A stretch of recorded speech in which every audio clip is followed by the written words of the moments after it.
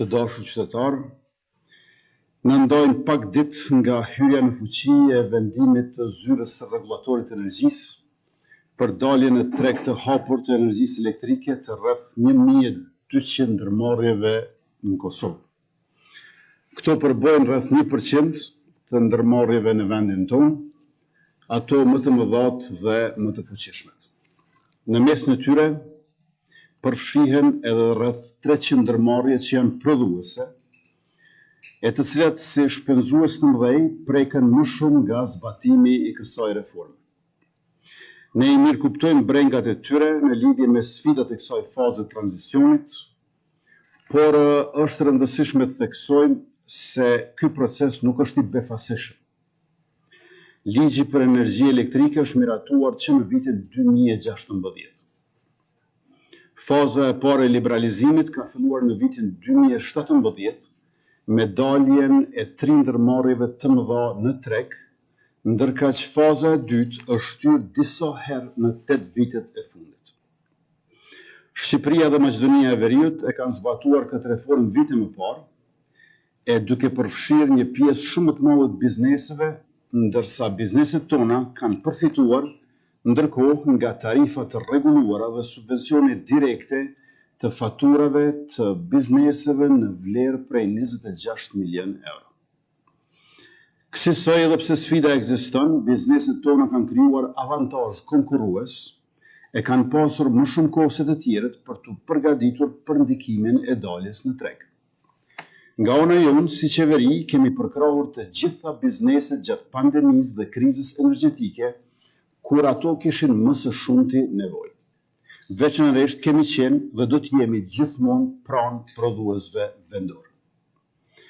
Me 100 milion euro kredite subvencionuara, miliona euro për certifikime, digitalizim dhe promovim të eksporteve, kemi ndihmuar me përkushtim që prodhuesit tonë të rriten, të modernizohen dhe të konkurrojnë fuqishëm.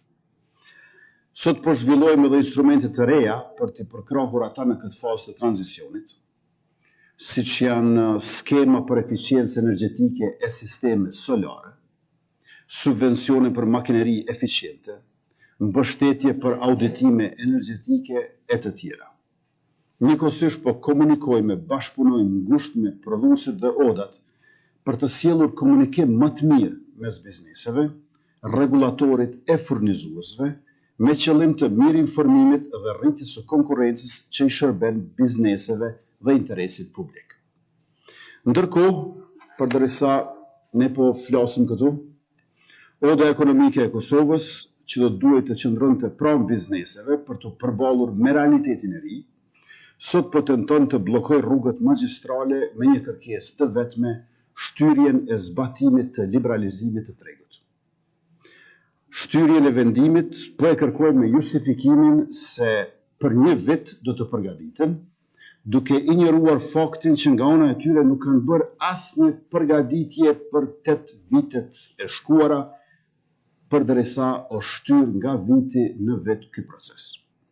Të dashur qytetar, të dashur përfaqësues të bizneseve, ajo çfarë Oda ekonomike e Kosovës nuk po ju tregon, është se plotësimi i kërkesës së tyre nuk e zgjidh problemin. Por veç se e bart koston e energjisë së këtyre 1200 ndërmarrjeve te faturat e secilit prej jush. Secilës familje dhe mbi 100.000 biznese tjera më të vogla që janë më pak të fuqishme e të zëshme sikurse disa.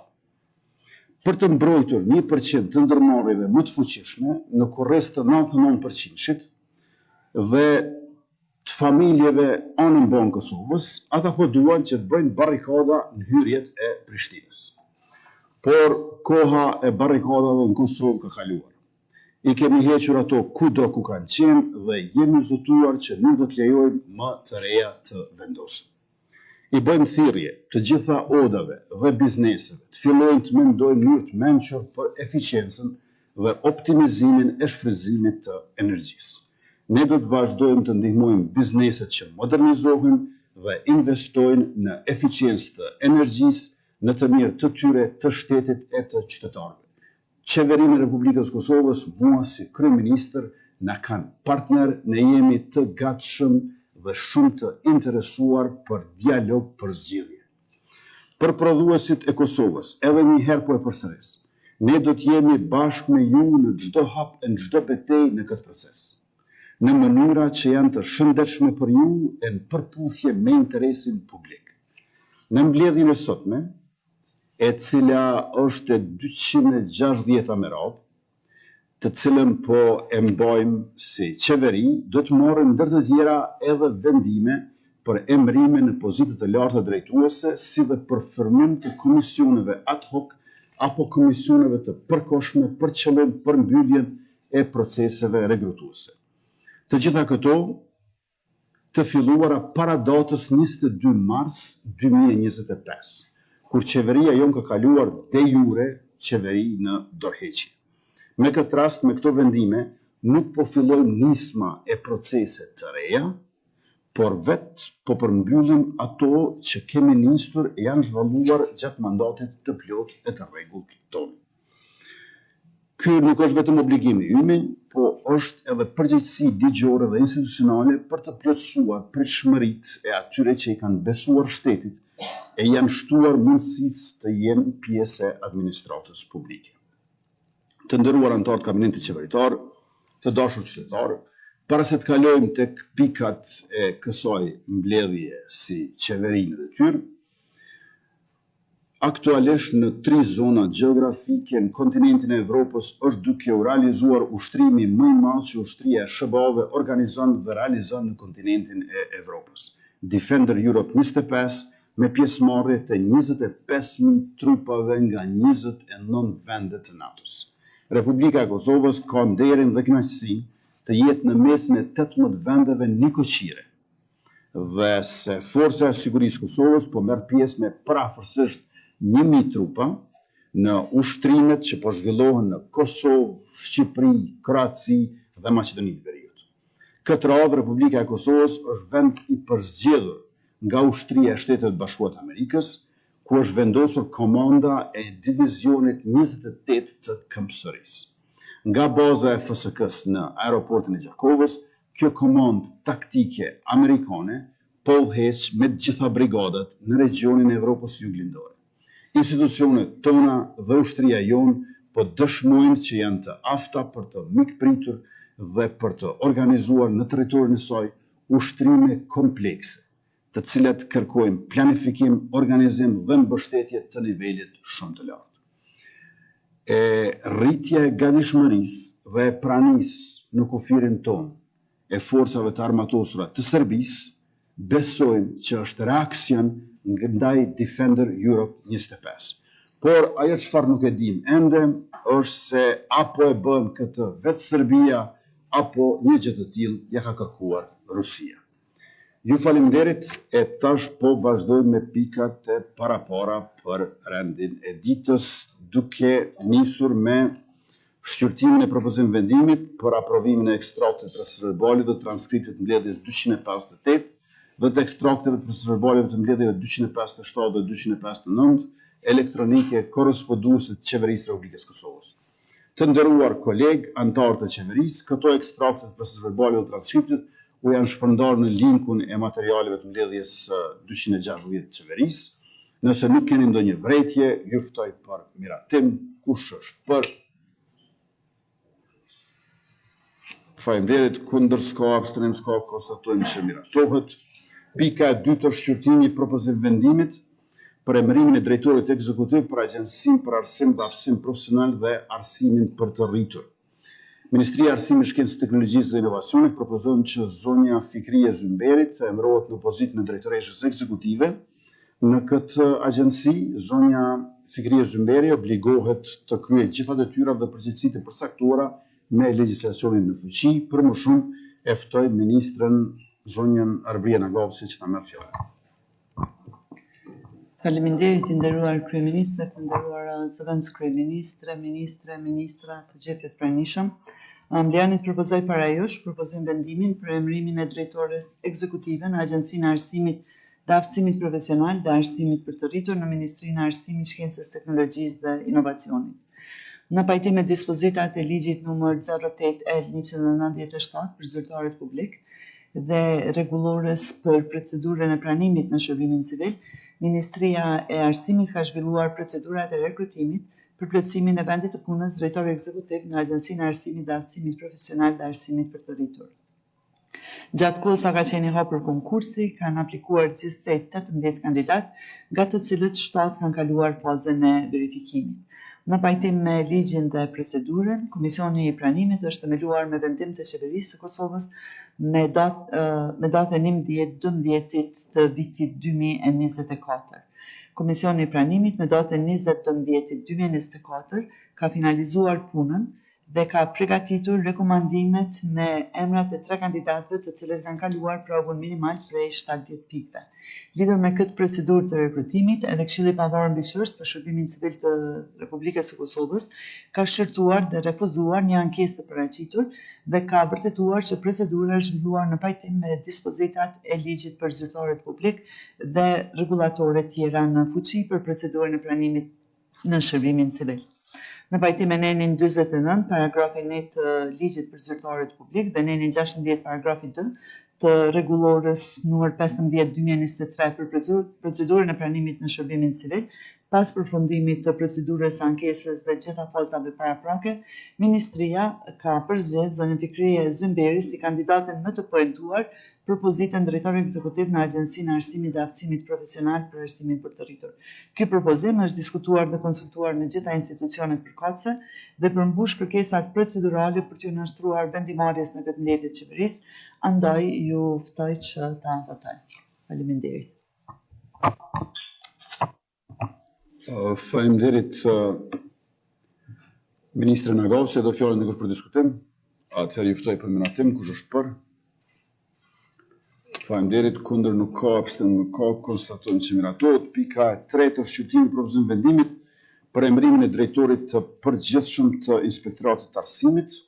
Ministria e Arsimit, Shkencës, Teknologjisë dhe Inovacionit e propozon në zonjën Besa Bytyqi Baraliu për të emëruar në pozitën e drejtores së përgjithshme të Inspektoratit të Arsimit për më shumë lidhur me përgjegjësitë dhe obligimet në zbatimin e mandatit. E ftoj edhe një herë ministrin Nagavs në marrë fjalë. Faleminderit Kryeministër, atëherë përparaqes para jush propozim vendimin për emërimin e drejtorit përgjithshëm të Inspektoratit të Arsimit në Ministrinë e Arsimit, Shkencës, Teknologjisë dhe Inovacionit. Në pajtim me ligjin për zyrtarët publik dhe rregulloret në fuqi, Ministria ka zhvilluar procedurat e rekrutimit për plotësimin e vendit të punës drejtori i përgjithshëm i Inspektoratit të Arsimit, pozitë kjo e cila ka qenë duke ushtruar me ushtrues të detyrës. Gjatë kohës sa ka qenë i hapur konkursi, kanë aplikuar gjithsej 37 kandidat, nga të cilët 18 kanë kaluar fazën e verifikimit. Në pajtim me legjislacionin në fuqi, ka finalizuar vlerësimin e intervistës dhe ka përgatitur njoftimin për renditjen përfundimtare të 5 kandidatëve që ishin pjesë e këtij procesi dhe zonja Besa Bytyqi Baraliu ka marrë numrin maksimal të pikëve.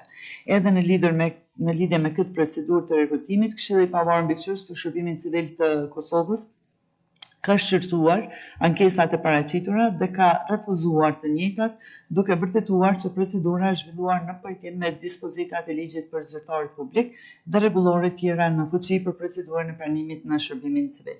Andaj në pajtim me nenin 49, paragrafi 1 të ligjit për zyrtarët publik dhe nenin 16, paragrafi 2 të rregullores për procedurën e pranimit në shërbimin civil, pas përfundimit të suksesshëm të gjitha procedurave paraprake, Ministria ka përzgjedhur zonjën Besa Bytyqi si kandidatën më të poentuar për pozitën e drejtoreshës së përgjithshme të Inspektoratit të Arsimit. Andaj edhe kërkoj mbështetjen tuaj që ta miratoni këtë propozim vendim, pas parasysh edhe gjithë kualifikimet dhe përvojën e gjatë në Ministrinë e Arsimit të zonjës Besa Bytyqi Baraliu. Ju faleminderit. Faleminderit Ministrin Nagavsi, do fjalën dikush për diskutim. Ju ftoj për menatim, kush është për? Faleminderit, kundër nuk ka, abstenim nuk ka, konstatojmë që miratohet. Pika e 4 është shqyrtimi për propozim vendimit për emërimin e drejtorit përgjithshëm të Agjencisë së Meteorologjisë së Kosovës. Procesi i përzgjedhjes edhe për këtë pozitë nivelit lartë drejtues është zhvilluar në mbështetje të ligjit për zyrtarët publik dhe rregullores për procedurën e pranimit në shërbimin civil. Ministria e Industrisë, Ndërmarrësisë dhe Teknikës ka përzgjedhur zonjën Sebahate Bushrani Ibrahimi që të emërohet në pozitën e drejtores ekzekutive në Agjencinë e Meteorologjisë Kosovës. E ftoj ministrën zonjën Rozeta Hajdare sa merr fjalën. I nderuar kryeministër, të nderuar zëvendës kryeministra, të nderuar kolegë ministra, lejoni që në emër të Ministrisë Industrisë, Ndërmarrësisë Tregtisë të paraqes arsyeshmërinë e propozim vendimit për emërimin e pozitës së drejtorit ekzekutiv në Agjencinë e Meteorologjisë së Kosovës. Meteorologjia e Kosovës, ose respektivisht Agjencia e Meteorologjisë së Kosovës, është institucioni kryesor shtetëror përgjegjës për meteorologjinë në Republikën e Kosovës dhe ka rol kyç në zhvillimin e sistemit kombëtar të matjeve, duke siguruar kështu besueshmërinë dhe saktësinë e instrumenteve matëse në sektor të ndryshëm si në industri, shëndetësi dhe mjedis. Duke vlerësuar domethënien jetike të meteorologjisë, mund të ndërtojmë një Kosovë më të sigurt, sepse meteorologjia është çelës garantues për matjen dhe performancën e produkteve që ne përdorim, sidomos sot, në botën e dominuar nga teknologjia dhe inovacioni. Prandaj, procesi i përzgjedhjes në këtë pozitë të nivelit të lartë drejtues të Agjencisë së Meteorologjisë së Kosovës është zhvilluar në mbështetje të nenit 49 të ligjit numër 08 L997 për zyrtarit publik, nenit 16 të rregullores së qeverisë numër 15 të vitit 2023 për procedurën e pranimit në shërbimin civil, e ndryshuar dhe plotësuar me rregullore numër 05/2024. Tutje Komisioni Vlerësues pas zhvillimit të të gjitha fazave të procedurës rekrutuese ka hartuar raportin e përzgjedhjes së kandidatit për pozitën e drejtorit ekzekutiv në Agjencinë e Meteorologjisë së Kosovës. Bazuar në këtë raport të përzgjedhjes, ju propozoj që në këtë mbledhje të qeverisë të miratoni propozim vendimin për emërimin e zonjës Sebahate Bushrani Ibrahimi në pozitën drejtore ekzekutive në Agjencinë e Meteorologjisë së Kosovës. Ju falemnderit. Faleminderit ministra Hajdare dhe fjalën e për diskutim. Kush është për? Faleminderit. Kundër s'ka, abstenim s'ka, konstatojmë që miratohet. Pika e 5 është shqyrtimi për propozim vendimit për emërimin e komisionit ad hoc për vlerësimin profesional për pranim në pozitën e lartë të kategorisë drejtuese, drejtor ekzekutiv në Agjencinë Qendrore të Prokurimit. E ftoj ministrin e Financave, Punës dhe Transfereve, zotëria Kuran Muratin, që ta merr fjalën. Faleminderit të nderuar kryeministër, të nderuar zëvendës kryeministre, të nderuar kolegë. Siç e theksoi kryeministri në fillim të mbledhjes, pra bëhet fjalë për konkurse dhe procedura që tashmë kanë filluar para përfundimit të mandatit tonë të rregullt si qeveri, dhe në këtë rast bëhet fjalë për Agjencinë Qendrore të Prokurimit në kuadër të Ministrisë Financave, Punës dhe Transfereve, pra është pozita e lartë e kategorisë drejtuese, kryeshef ekzekutiv. Dhe në këtë rast propozojmë që në kuadër të komisionit ad hoc për vlerësimin profesional të emërohen personat si vjen: Fadile Dyla, zonja Fadile Dyla si kryesuese, zotëri Ismail Dibrani antar, zotëri Eton Qela antar, zonja Razie Murtezaj antare dhe zotëri Varian Avdiu si ekspert jashtëm antar. Faleminderit. Faleminderit ministër Murati, dhe fjalën dikush për diskutim. Kush është për? Faleminderit. Kundër s'ka, abstenim s'ka, konstatojmë që miratohet. Pika e 6 është shqyrtimi i propozim vendimit për emërimin e komisionit ad hoc për vlerësimin profesional për pranim në pozitën e lartë të kategorisë drejtuese, drejtor ekzekutiv në thesarin e Kosovës. E ftoj edhe një herë ministrin Muratin që ta merr fjalën. Faleminderit të nderuar kryeministër, edhe për këtë pozitë pra të lartë të kategorisë drejtuese, propozohet që të emërohet komisioni ad hoc si në vijim: zonja Venera Qerkini kryesuese, zonja Anita Kalanderi antare, zotëri Naim Gashi antar, zonja Razie Murtezi antare dhe zotëri Valian Avdiu antar. Faleminderit. Faleminderit. Me që nuk e do fjalën dikush për diskutim, kush është për? Faleminderit. Kundër nuk ka, abstenim nuk ka, konstatojmë që miratohet. Pika e 7 është shqyrtimi i propozim vendimit për ndarjen e mjeteve financiare për përmbushjen e kontributit vjetor Qeverisë Republikës Kosovës për vitin 2025 në qendrën rajonale për migrim, azerit dhe refugjat Meseli në Shkup. Republika e Kosovës përmbush detyrimet në pajtim me obligimet e marrë nga antarësimi në qendrën rajonale të nismës rajonale për migrim, azilit dhe refugjat me shkurtesën Marri në shumë prej 20.721 euro. E ftoj Ministrin e Punëve të Brendshme, Zotëri Xhelal Sveqlin, që ta merr fjalën. Faleminderit shumë, nderuar kryeministër, të nderuara zëvendës kryeministre,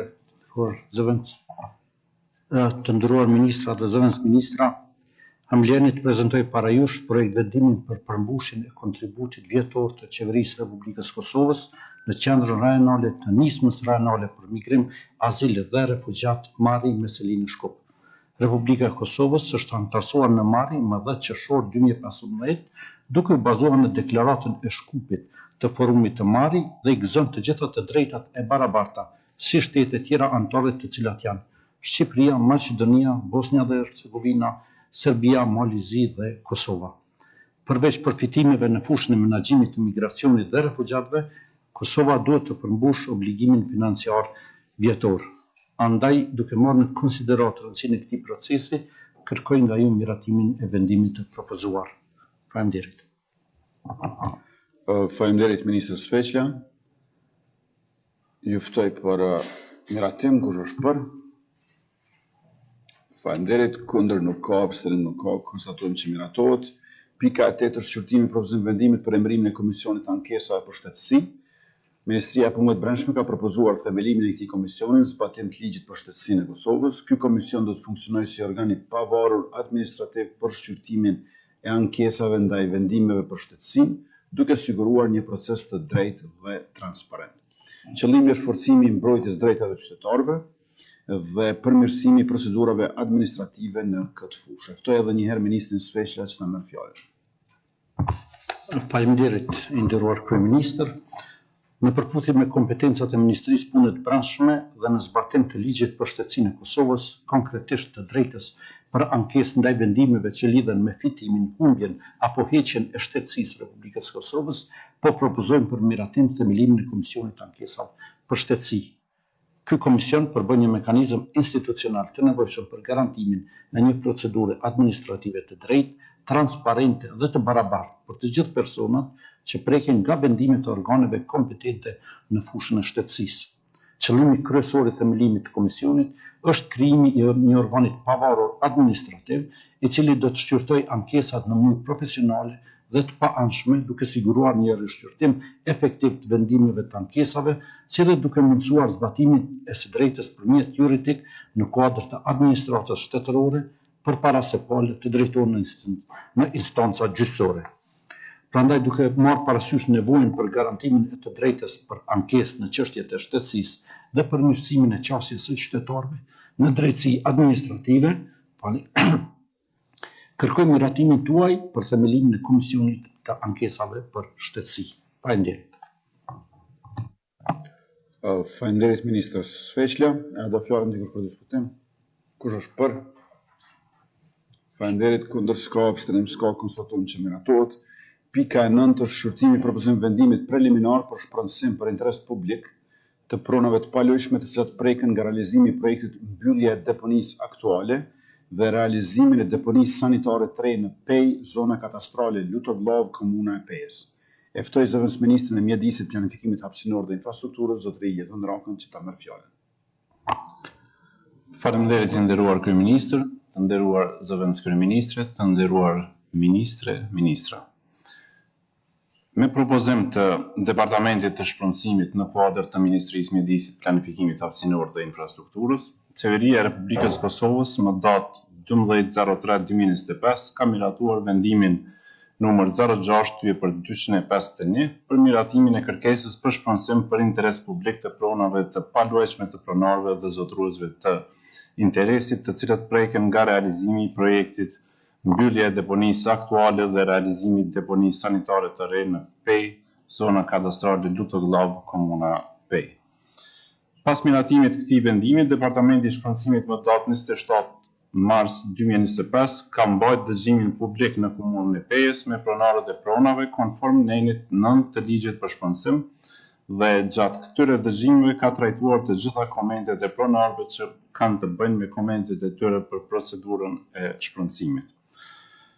Bazuar në ligjin për shpronësimin e pronës së paluajtshme.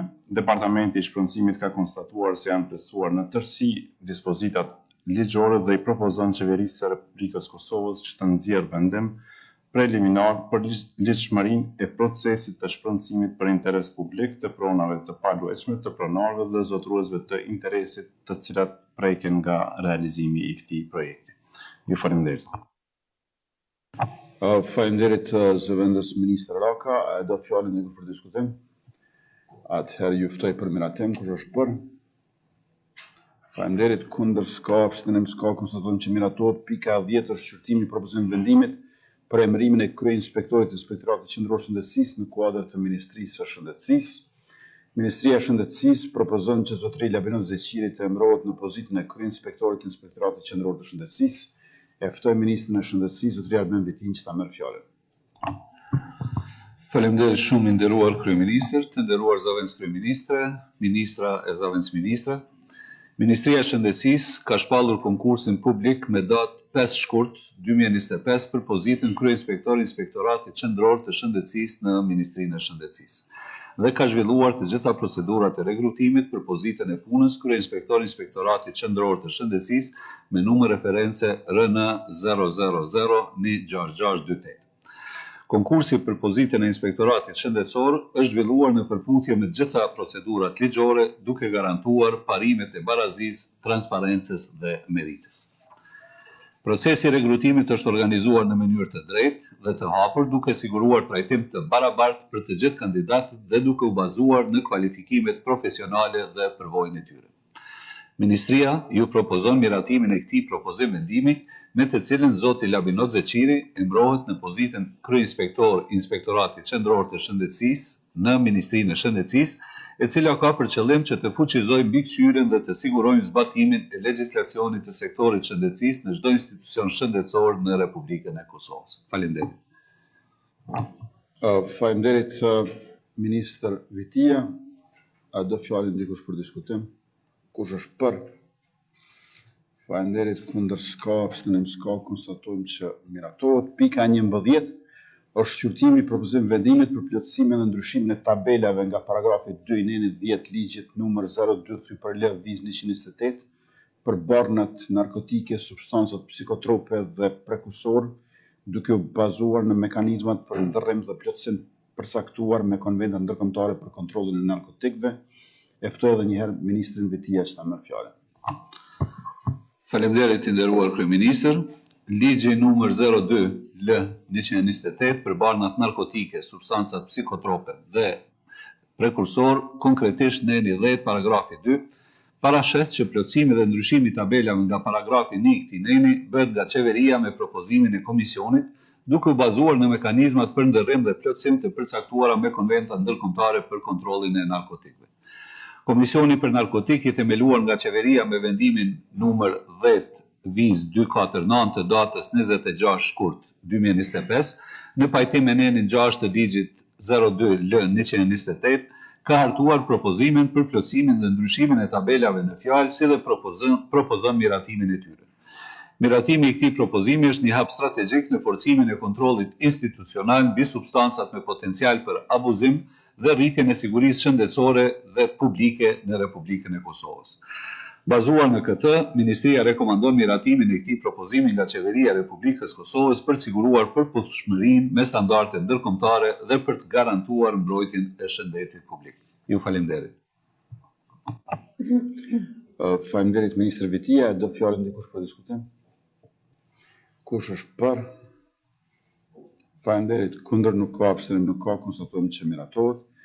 Pika 12 është shqyrtimi i propozimit vendimit për rialokimin e mjeteve në Ministrinë e Administrimit Pushtetit Lokal nga projekti Kapital Bashkëfinancimi me donatorët për skemën e granteve bazuar në performancën komunale dhe 25 projekte kapitale në përputhje me 25 marrëveshje të mirëkuptimit për projekte kapitale të nënshkruara nga Ministri i Administrimit Pushtetit Lokal dhe kryetarët e komunave dhe donatorët.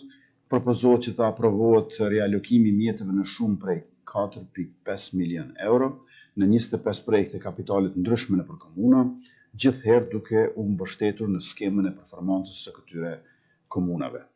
E ftoj Ministrin e Administrimit Pushtetit Lokal, zotëri Albert Krasniqin, që ta merr fjalën. Faleminderit, nderuar kryeministër, të nderuar anëtarë të Kabinetit Qeveritar. Ministria e Administrimit Pushtetit Lokal bazohet në ligjin për ndarjen buxhetore të Republikës së Kosovës për vitin 2025, në 14.3, ka të parapar programin bashkëfinancim me donator për skemën e grantit në performancën komunale. Ky program është i planifikuar të mbështesë 12 komuna përfituese të grantit të performancës komunale, megjithëse 25 projekte në vlerë prej 4.500.000 euro. Andaj me qëllim të realizimit të këtyre projekteve, kërkojmë nga ju që mjetet në shumë prej 4.5 milion euro të rialokohen në kodin 15525, programi i bashkëfinancimit me donator për skemën e grantit bazor në performancën komunale për vitin 2025, në 25 projekte të cilat janë nënshuar marrëveshje të mirëkuptimit në mes të MAPL-s dhe kryetarëve të komunave. Ju faleminderit. Faleminderit Ministër Krasniqi, edhe fjalën dikush për diskutim. Kush është për? Faleminderit, kundër nuk ka, abstenim nuk ka, konstatojmë që miratohet. Pika 13 është shqyrtimi i draftit të planit të rishikuar të veprimit 2025-2026 për zbatimin e strategjisë për veçqeverisje lokale 2016-2026. Ministria e Administrimit Pushtetit Lokal ka rishikuar këtë plan të veprimit, përmes të cilët synohet rritet autonomia lokale dhe të ofrohen shërbime me kosto efektive nëpër komuna. E ftoj edhe një herë Ministrin Krasniqi që ta merr fjalën.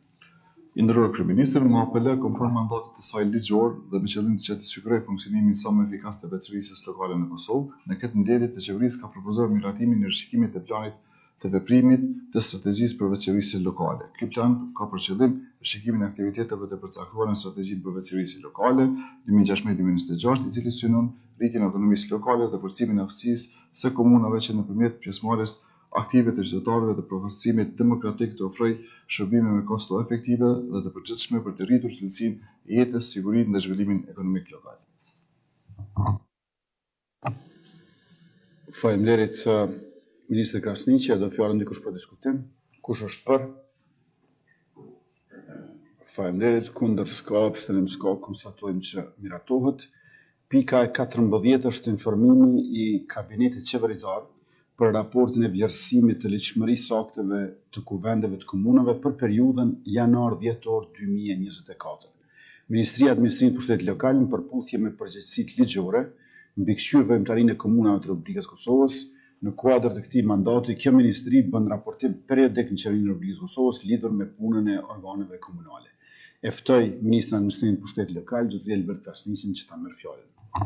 I nderuar kryeministër, të nderuar anëtarë të Kabinetit Qeveritar, Ministria e Pushtetit Lokal në përputhje me përgjegjësitë ligjore të përcaktuara me ligjin për veçqeverisje lokale përkatësisht në 86, mbikëqyr veprimtarinë e komunave të Republikës Kosovës dhe harton raportet periodike. Sa i përket vlerësimit të ligjshmërisë së akteve të kuvendeve komunale për këtë periudhë, MAPL ka sjellë në qeveri këtë raport në përputhje me ninin 13 të ligjit për shqyrtimin administrativ të akteve të komunave, me të cilët MAPL është përgjegjëse për koordinimin dhe raportimin periodik dhe vjetor lidhur me mbikëqyrjen e akteve të komunave. Përmes këtij raporti mundohemi të krijojmë një pasqyrë të qartë lidhur me aktivitetet që kanë ndërmarrë komunat si dhe obligimet e MAPL-s, ministrive të linjës dhe institucioneve të tjera përgjegjëse për këtë proces. Gjithashtu, raporti shërben si një mjet adekuat për të rritur transparencën në organeve të pushtetit lokal si dhe atij qendror. Në këtë raportim janë përfshirë aktet e miratuara nga 38 komunat e Republikës Kosovës, si dhe vlerësimi këtyre akteve nga MAPL, Ministritë të Linjës dhe institucionet përgjegjëse për këtë proces. Ju falenderoj.